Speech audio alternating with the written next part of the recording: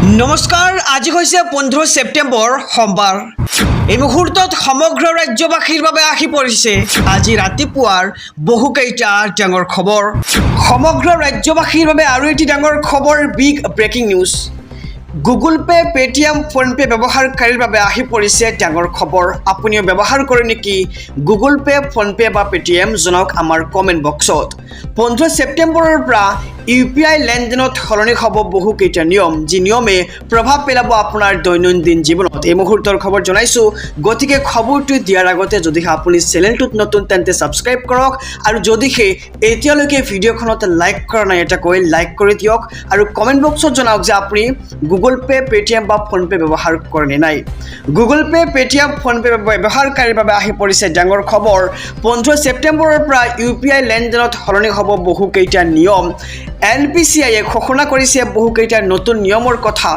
NPCI ৰ তৰফৰ পৰা বৃদ্ধি কৰা হৈছে হাই ভ্যালু ট্ৰানজেকশ্যনৰ সীমা আৰু পূৰ্বে থকা 2 লাখ টকাৰ লেনদেনৰ সীমা এতিয়া 5 লাখ টকালৈ বৃদ্ধি কৰা হৈছে আৰু ৰেলৱে এয়াৰলাইন আদিৰ ভ্ৰমণৰ ক্ষেত্ৰতো বৃদ্ধি কৰা হৈছে লেনদেনৰ সীমা আৰু নতুন নিয়ম অনুসৰি একেবাৰে 5 লাখ টকা পৰ্যন্ত লেনদেন কৰিব পাৰিব আপুনি গুগল পে পেটিএম আৰু ফোনপেৰ জৰিয়তে আৰু ডেইলি ট্ৰানজেকশ্যনৰ পূৰ্বে থকা 5 লাখৰ সীমা এতিয়া 10 লাখ টকালৈকে বৃদ্ধি কৰা হৈছে এই মুহূৰ্তৰ খবৰ জনাই গৈছো সমূহ দৰ্শকক এতিয়াৰে পৰা ধনৰ লেনদেনৰ সময়ত ধন লাভ কৰা একাউণ্টৰ গৰাকীৰ প্ৰকৃত নাম উপলব্ধ হ'ব আপোনাৰ মোবাইল স্ক্ৰীনত আৰু লেনদেনত হোৱা দুৰ্নীতি ৰোধৰ বাবে অনা হৈছে এই নতুন নিয়ম গতিকে আপোনাৰ কেনে লাগিছে এই নিয়ম জনক আমাৰ কমেন্ট বক্সত আৰু ইয়াৰ পূৰ্বে ফোনত যি নামত সেভ কৰি ৰখা হৈছিল সেই নামতেই দেখা পোৱা গৈছিল নাম কিন্তু এতিয়াৰে পৰা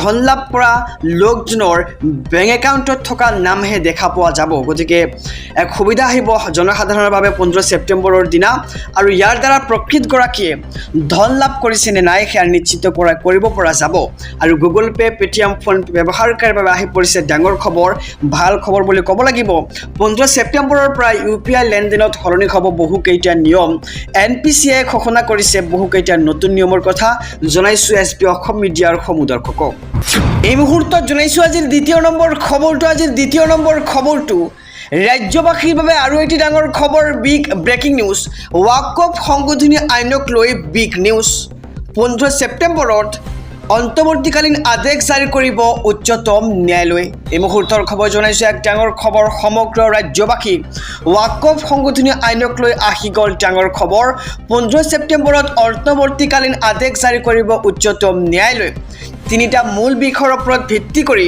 প্ৰদান কৰিব এই আদেশ আৰু ৱাকফ সংশোধনী আইনক লৈ 22 মেত জাৰি কৰা হৈছিল স্থগিতাদেশ মুখ্য ন্যায়াধীশ BR গাভাই বিচাৰপীঠে গ্ৰহণ কৰিছিল শুনানি আৰু ইয়াৰ সমান্তৰালকৈ ৱাকফত অন্তৰ্ভুক্ত হোৱা সম্পত্তি চূড়ান্ত শুনানি নহালৈ ডিনোটিফাই কৰাক লৈ আদেশ জাৰি কৰিব ন্যায়ালয়ে ৱাকফ সংশোধনী আইনক লৈ আহি গ'ল ডাঙৰ খবৰটো জনাইছো এছবি অসম মিডিয়াৰ সমূহ দৰ্শকক 15 ছেপ্টেম্বৰত অন্তৱৰ্তীকালীন আদেশ জাৰি কৰিব উচ্চতম ন্যায়ালয়ে আৰু তিনিটা মূল বিষয়ৰ ওপৰত ভিত্তি কৰি প্ৰদান কৰিব এই আদেশ আৰু ৱাকফ সংশোধনী আইনক লৈ 22 মেত জাৰি কৰা হৈছিল স্থগিতাদেশ আৰু মুখ্য ন্যায়াধীশ BR গাভাই বিচাৰপীঠে গ্ৰহণ কৰিছিল এই আদেশ আৰু ৱাকফত অন্তৰ্ভুক্ত হোৱা সম্পত্তি চূড়ান্ত শুনানি নোহোৱালৈ ডিনোটিফাই কৰাক লৈ আদেশ জাৰি কৰিব ন্যায়ালয়ে ৰাজ্যবাসীৰ বাবে এটি ডাঙৰ খবৰ বিগ ব্ৰেকিং নিউজ আৰম্ভ হৈ গ'ল দেশজুৰি SIRৰ প্ৰাৰম্ভিক প্ৰক্ৰিয়া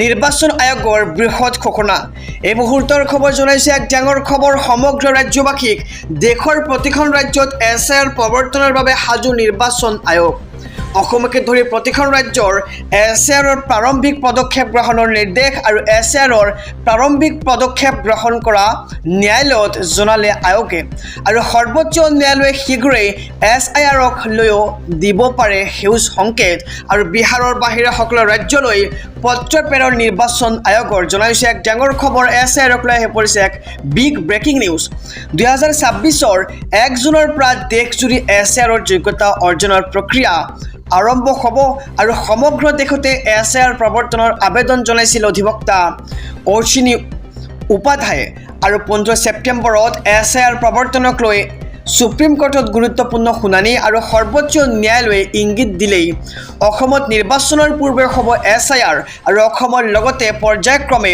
প্ৰতিখন ৰাজ্যতে হ'ব SIR।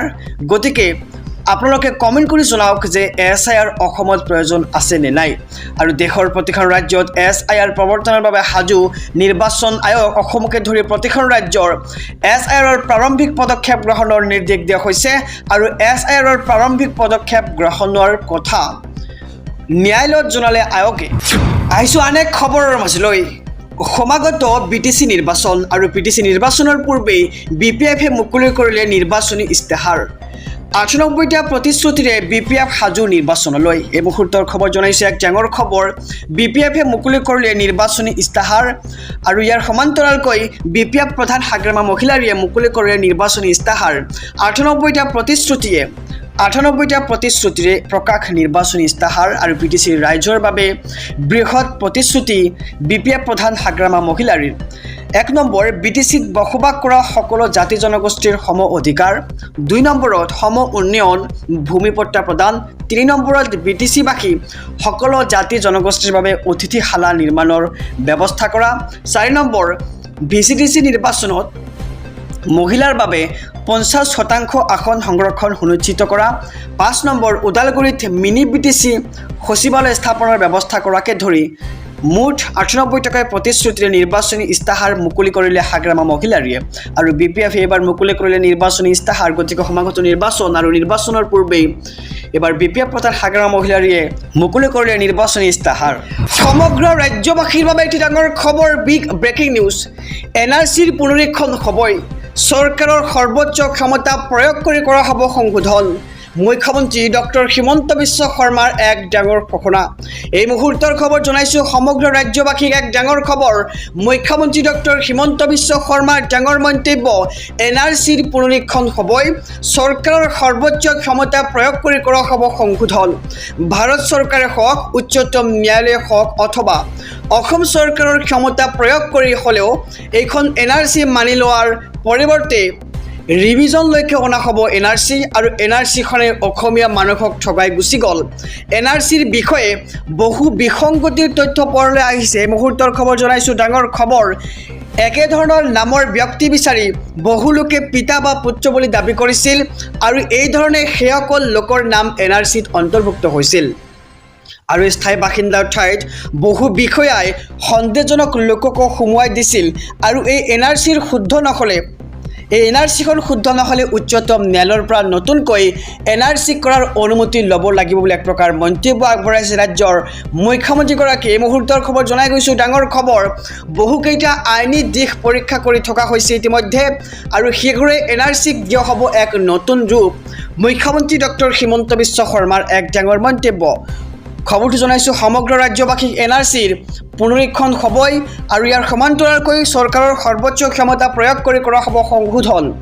ভাৰত চৰকাৰে হওক অথবা উচ্চতম ন্যায়ালয়ে হওক আৰু অসম চৰকাৰৰ ক্ষমতা প্ৰয়োগ কৰি হ'লেও এইখন NRC মানি লোৱাৰ পৰিৱৰ্তে ৰিভিজনলৈকে অনা হ'ব। আহিছোঁ পৰৱৰ্তী খবৰৰ মাজলৈ।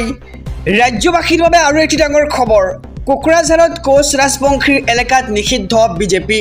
প্ৰৱেশ নিষেধ হিমন্ত বিশ্ব শৰ্মা আৰু দিলীপ শইকীয়াৰো।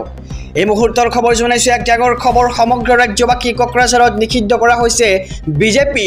কোচ ৰাজবংশী অধ্যুষিত এলেকাত প্ৰৱেশ কৰিব নোৱাৰিব বিজেপিৰ কোনো নেতাই। মুখ্যমন্ত্ৰী হিমন্ত বিশ্ব শৰ্মা, দিলীপ শইকীয়াও প্ৰৱেশ কৰিব নোৱাৰে কোকৰাঝাৰত আৰু ঘোষণা কমতাপুৰ ষ্টেট ডিমাণ্ড কাউন্সিলৰ। এই মুহূৰ্তৰ খবৰ জনাই গৈছোঁ ডাঙৰ খবৰ। বিজেপি ত্যাগ কৰক কোচ ৰাজবংশী লোকে। মুখ্যমন্ত্ৰীৰ নিৰ্দেশত হৈছিল গোলকগঞ্জৰ বৰ্বৰ ঘটনা আৰু বিস্ফোৰক অভিযোগ KS দিছে আৰু বিশ্বজিৎ ৰায় হৈছে এটা দালাল। নিৰ্বাচনৰ সময়ত দালালি কৰাটো বিশ্বজিৎ ৰায়ৰ পুৰণা স্বভাৱ বুলি এক প্ৰকাৰ মন্তব্য কৰা হৈছে আৰু কোচ ৰাজবংশী এলেকাত বিশ্বজিৎ ৰায়ে প্ৰৱেশ কৰিলে পহু খেদা দিয়া হ'ব আৰু কোকৰাঝাৰত নিষিদ্ধ কৰা হৈছে বিজেপি। কোচ ৰাজবংশী অধ্যুষিত এলেকাত প্ৰৱেশ কৰিব নোৱাৰিব বিজেপিয়ে আৰু মুখ্যমন্ত্ৰী হিমন্ত বিশ্ব শৰ্মা আৰু দিলীপ শইকীয়াও প্ৰৱেশ কৰিব নোৱাৰে কোকৰাঝাৰত। আহিছোঁ আন এক খবৰৰ মাজলৈ। ৰাজ্যবাসীৰ বাবে আৰু এটি ডাঙৰ খবৰ।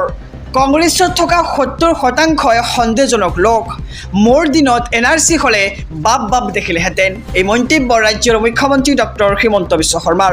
এই মুহূৰ্তৰ খবৰ জনাইছোঁ সমূহ দৰ্শকক। কংগ্ৰেছত থকা 70% লোকেই সন্দেহজনক আৰু কংগ্ৰেছৰ মিটিঙত সদায় সন্দেহজনক লোককহে দেখা পোৱা যায়। আৰু মোৰ দিনত NRC হ'লে বাপ দেখিলেহেঁতেন। 10 ছেপ্টেম্বৰক লৈ কংগ্ৰেছে কৰিছিল আনন্দ উল্লাস আৰু SITৰ প্ৰতিবেদনত একো নাই বুলি দাবী কৰিছিল কংগ্ৰেছে আৰু কংগ্ৰেছৰ কৰ্মীসকল কোন বুলি প্ৰশ্ন ৰাজ্যৰ মুখ্যমন্ত্ৰী ডক্টৰ হিমন্ত বিশ্ব শৰ্মাৰ। আৰু কংগ্ৰেছত থকা 70% লোকে সন্দেহজনক বিলাক প্ৰকাৰ মন্তব্য কৰিছে ৰাজ্যৰ মুখ্যমন্ত্ৰীগৰাকীয়ে। আৰু কংগ্ৰেছৰ মিটিঙত সদায় সন্দেহজনক লোককহে দেখা পোৱা যায় আৰু মোৰ দিনত NRC হ'লে বাপ দেখিলেহেঁতেন বুলি এক প্ৰকাৰ মন্তব্য কৰে ৰাজ্যৰ মুখ্যমন্ত্ৰীগৰাকীয়ে। আৰু যোৱা 10 ছেপ্টেম্বৰক লৈ কংগ্ৰেছে কৰিছিল আনন্দ উল্লাস আৰু SITৰ প্ৰতিবেদনত একো নাই বুলি দাবী কৰিছিল কংগ্ৰেছে আৰু কংগ্ৰেছৰ কৰ্মীসকল কোন বুলি প্ৰশ্ন এতিয়া ৰাজ্যৰ মুখ্যমন্ত্ৰী ডক্টৰ হিমন্ত বিশ্ব শৰ্মাৰ।